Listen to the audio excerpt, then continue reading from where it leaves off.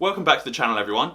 Dan Bilzerian is now one step closer to bankruptcy. If you don't know much about the story so far and you want a quick little recap, basically Dan Bilzerian runs the company Ignite International, which recently dismissed its old president, Curtis Heffernan. Curtis then sued Dan Bilzerian and Ignite International for wrongful dismissal and basically opened up an entire can of worms about Ignite and how he alleges that Dan Bilzerian basically uses Ignite as a vehicle to dump waves and waves of personal expenditure into. If you've seen some of my previous Dan Bilzerian videos, you'll know that I've gone further into the story in those and even reviewed the Q2 financial statements of Ignite International. Well, today we're going to be reviewing the Q3 financial statements and seeing whether Ignite has made any progress and whether Dan's claims actually ring true about the company becoming profitable. I guess today we're going to find out whether Ignite has turned over a new page. Or turned over a new leaf maybe. But before we get started, only about 13% of you are actually subscribed to the channel, which is really low. So subscribe, it's free and you can always unsubscribe later. Now let's get into the video. So let's start out by looking at the turnover. For Q2, Ignite International generated $3.1 million of revenue. For Q3, that revenue fell to only $1.7 million. Now, I don't know about you, but I'm pretty sure for a growing company, turnover is supposed to go up, not go down. Especially when you consider that at the start of Q3 the US lockdown had been lifted and the lockdowns across most of Europe and the rest of the world had also been lifted, and therefore manufacturing and distribution channels would have been completely opened up and product should have been shifted internationally and domestically. But it doesn't really seem like that was the case because turnover fell. But because of this fall in sales, gross profit has fallen by nearly half, from around $850,000 to around $500,000. And this is where the problem really is. Obviously, Ignite International has a lot of expenditure. For one reason or another, you can make up your own opinion as to why they have a lot of expenditure. But they just don't really sell many products and therefore don't generate a lot of gross profits. General expenditure has fallen from around $4.5 million in Q2 to around $3 million in Q3. This is obviously a good dent in expenditure and a good step in the right direction. Most of that fall comes from salaries and consulting expenses. Maybe the big guys at the top took a huge pay cut, or maybe there have been a lot of redundancies. I guess we'll find out a little bit later. Obviously it is good that expenditure is decreasing, but obviously not good because there's only $500,000 of actual profits. In Q3 we also saw a huge refund of share-based payments, but that was because around 4 million share options issued to directors and other senior executives were cancelled. But don't worry, because next quarter they're going to reissue all of those shares. So we can kind of ignore that $1.7 million of income. Next up we have marketing and promotion. Expenditure in Q2 was around $1.3 million and this fell to around $400,000 in Q3. Now, cutting your marketing budget for a new company usually isn't a great idea because you need to get the name of the company out there and start building some market share. We can see that this fall in marketing expenditure has had a pretty bad dent on sales, as sales have fallen by nearly half. Obviously Dan's Instagram has been pretty quiet these last few months, and I guess that's because he hasn't really been having any crazy parties or any crazy yacht trips. Obviously that is just an allegation made by Curtis Heffernan that he's putting personal expenditure through the business.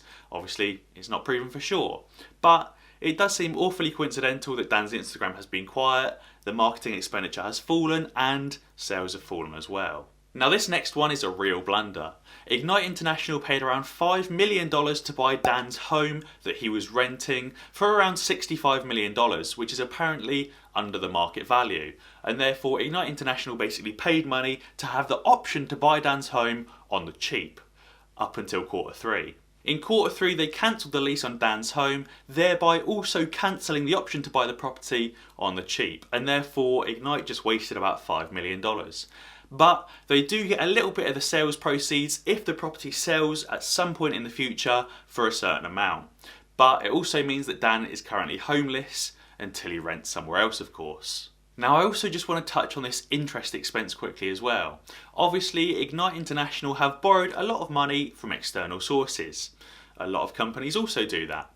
But the interest expense of about $1 million this quarter alone is nearly double the profits that they generated from operations. Add that onto the marketing expenditure, which is nearly the same as the profit generated this quarter, and the general expenses, which are around 6 times the profit generated this quarter, it's easy to see why Ignite International is so heavily loss-making. Don't get me wrong, when a company is new and a company is growing, like Tesla for example, they can be loss-making for quite a long time and not generate a lot of revenues, just until they finish the research and the development of the product that they're working on and they can get production scaled up to a reasonable amount. But obviously Ignite is very, very different to Tesla. Obviously Tesla manufacture and sell vehicles, whereas Ignite sells CBD products. But Tesla is paving the way in terms of innovation and is discovering new things that don't even exist yet, whereas Ignite isn't really doing any of that. They aren't producing or discovering anything new or revolutionary. They're not producing an everlasting vape, for example. They're just repackaging products that already exist. And there's absolutely nothing wrong with doing that. But it doesn't fit the typical bill for a growth unicorn like Airbnb or Uber or Tesla, who are revolutionising their industries. If you want to buy some shares in Ignite International, or not as the case may be, and you want to invest in something else like Tesla, then be sure to sign up to free trade using my link down below in the description to get a free share worth up to £200 when you invest a minimum of £1. Yep, that's right, you only have to invest £1 and you will get a free share worth up to £200. Moving on to the balance sheet, we can see that the cash position has fallen from around $6 million in quarter 2 to around $1 million in quarter 3. Now this is a real problem. New growing businesses need cash to thrive. They need cash for marketing expenditure, for product research and to grow the brand. Now Ignite International only recently went public and therefore should have an abundance of cash. But Ignite have already burnt through all of this cash. Dan Bilzerian did put around $5 million of his own money into the company and purchased around $20 million worth of debt in quarter 4. But it also looks like that the company is burning through around $5 million of cash every single quarter. The cash position at Ignite is getting worse for a number of reasons. Interest is up and interest is high, the general expenditure is high, marketing expenditure is high, they're buying lots of inventory but aren't really selling it, and therefore all of this money is going out the door but not much money is coming in the door. When new companies are going through a growth phase or an R&D phase, they tend to send money out the door quicker than they can get it in the door. And therefore they tend to issue more shares so that they have loads of cash to be able to bulk up the balance sheet with assets and purchase more product. In turn, meaning that they can get new loans because they've got a strong balance sheet. But Ignite, on the other hand, is in a bit of a real sticky situation. They can't issue more shares because no one in their right mind would invest into Ignite at the moment, considering the position it's in, and they can't get out more loans because they don't have a strong balance sheet. They barely have any assets, just a whole bunch of unsold inventory. For a company to be in a successful, growing position, we'd like to see that company have more assets and more cash than they have liabilities, obviously meaning that they can use that cash to pay off their liabilities and have cash left over, instead of being in a negative position, if you will. Ignite International currently has around $34 million of liabilities, but only $20 million of assets. Yes, they've got some inventory, and yes, they'll get some cash when Dan's old house sells at some point in the future, but other than that, they don't really have much assets. When we look at the liabilities section, it's a real mess. There's unpaid interest, there's supplies that haven't been paid yet, there's long-term loans, there's long-term convertible loans, and all of these balances seem to be getting bigger and bigger every quarter rather than getting smaller and getting paid off. Next up we have inventory, and Dan just cannot seem to shift this inventory. It's up again from around $8 million in quarter 2 to around $8.4 million in quarter 3.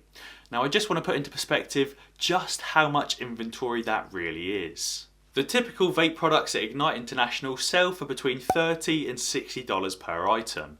Now obviously Dan makes about a 50% margin on these sales, and therefore the products probably cost him somewhere between $15 and $30. The midpoint for that is $22. So $8.4 million divided by $22 is $382,000. That means Dan has nearly 400,000 products sat on his shelves in a warehouse not being sold. We can also see that everything relating to Dan's property is also gone as well. The option to purchase the property, the asset derived as well, and the lease obligations are all gone from the financial statements. When we look at the related parties note, we can see that the directors' remuneration has fallen dramatically quarter on quarter. In quarter 2, the directors and other executives were paid about $1 million, which has now fallen to around $300,000 for quarter 3. If you're enjoying the video so far, please be sure to leave a like down below, as this really helps out with the YouTube algorithm, and be sure to get your free share with free trade. So where does Ignite go from here? They can't really issue any more shares, they can't really get any more loans, sales seem to be going down instead of going up. So what options does Dan really have left? I mean, really, the only option Dan has is to keep funneling money into the business until sales can get off the ground enough to be at least marginally self-sufficient. If he does continue ploughing money in and maybe changes the direction of the company, eventually something will stick and sales will start taking off.